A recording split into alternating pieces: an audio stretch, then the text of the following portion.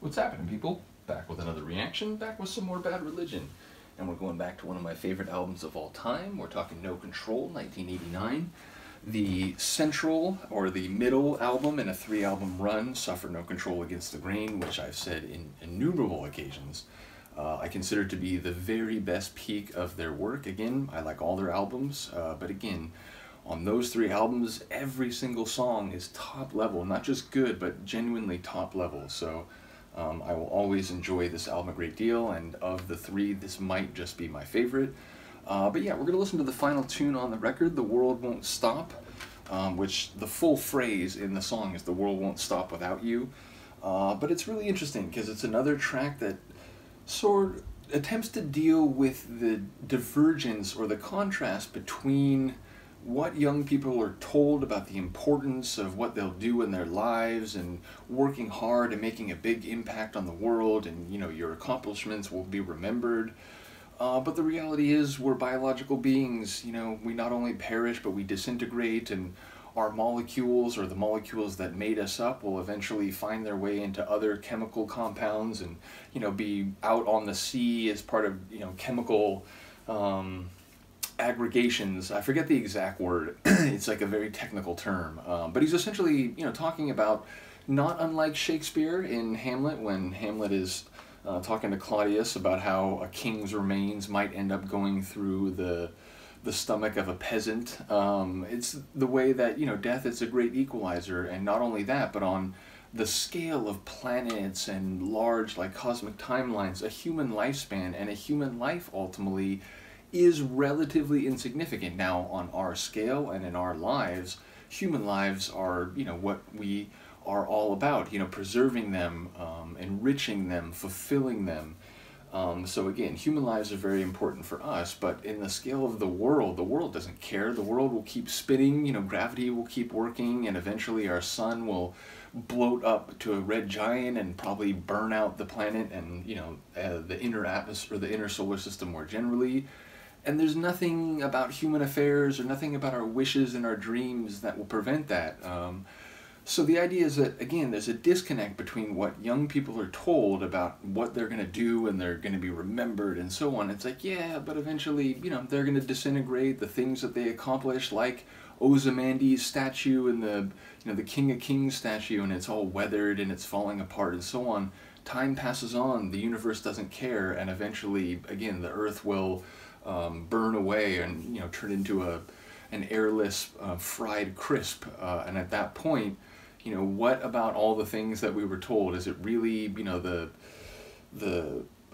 eternal relevance of these lifespans? And it's not just talking about the disconnect between the significance of human affairs as they're told to young people versus what a more broad perspective might suggest, but it's also in the way in that modern nation states, you're not even so much choosing, you have to go through this process, and you have to go through this process, and you have to get insurance, and you have to do all these things that essentially are laid out before you. And there's a line in the song that the road has been paved for you. So I think it's also about the way in which, again, they talk this big game of you need to work hard and you're going to do these things and so on. And it's like, yeah, I'm going to kind of go through the same track everyone does. I'm going to die like everyone does. And the world won't stop without me, and the world won't stop without my coffin or my grave, I think is the very last little coda lyrically. So, yeah, it's a song about, we humans, through our cultures and our religions and even our psychology, we like to perhaps imagine that we're more important, more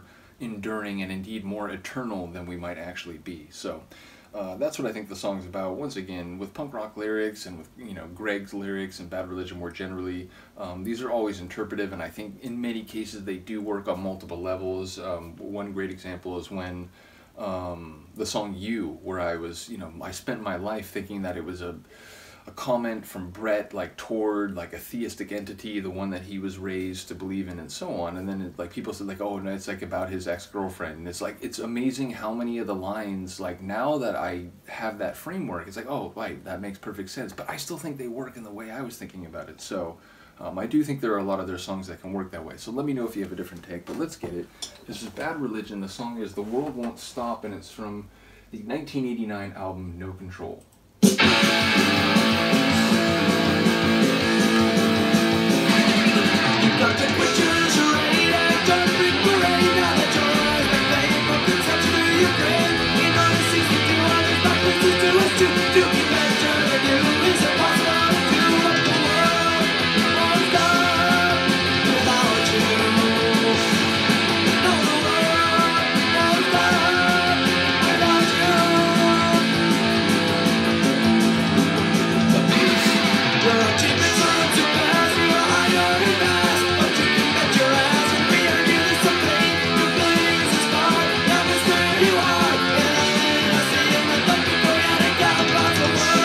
that was the line, the organic compounds.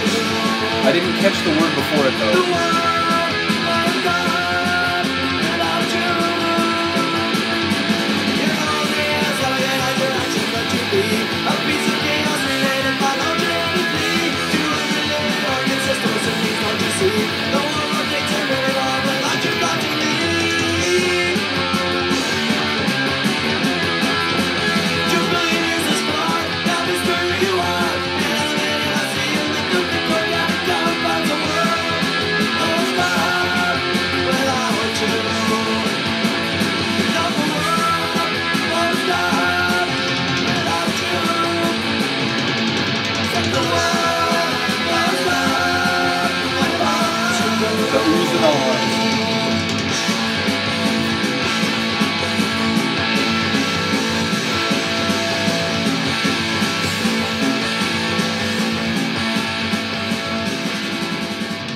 One of the Bad Religion songs I remember fading out.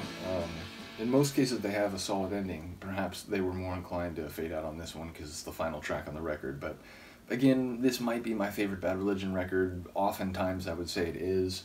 But yeah, it's a fantastic tune. Not my favorite on the record. Still, I Want to Conquer the World will probably always be my favorite on this record and maybe my favorite Bad Religion tune of all time. Which is annoying because like it's the first punk rock reaction I think I did. But like at the time I was playing actual CDs, but my computer's disk drive like failed like basically that night, like that day, and so there's like a 7-minute span of the video where I'm like trying to get the CD to play and whatever. It's a nightmare. So I may come back and redo that one at some point in the not too distant future. For you MST3K fans out there.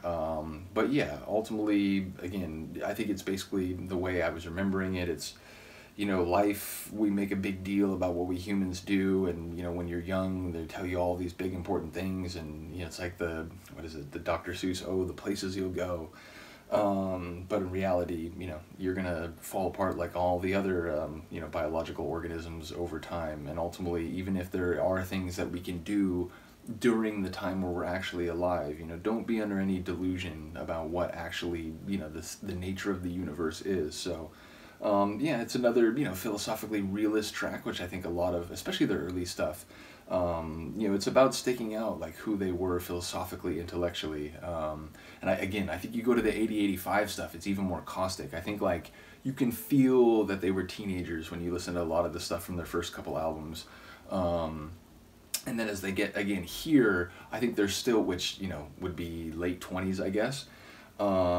They're still, I think, doing that, but I feel like now, by the time you get to Suffer, and certainly here, No Control, it's like the same attitude, but expressed more intellectually, like a little more philosophically. So yeah, bottom line, I'll always enjoy this album. It's a great tune. Let me know what you think, and at this point, Luca, I cannot delay any longer. I am going to have to get up. She looks so comfortable. I always feel so bad. I'm going to put her back on my chair. We'll see what she thinks. Yep, I think she's alright with that. But yeah, let me know what you think. I'll see you next time. Peace.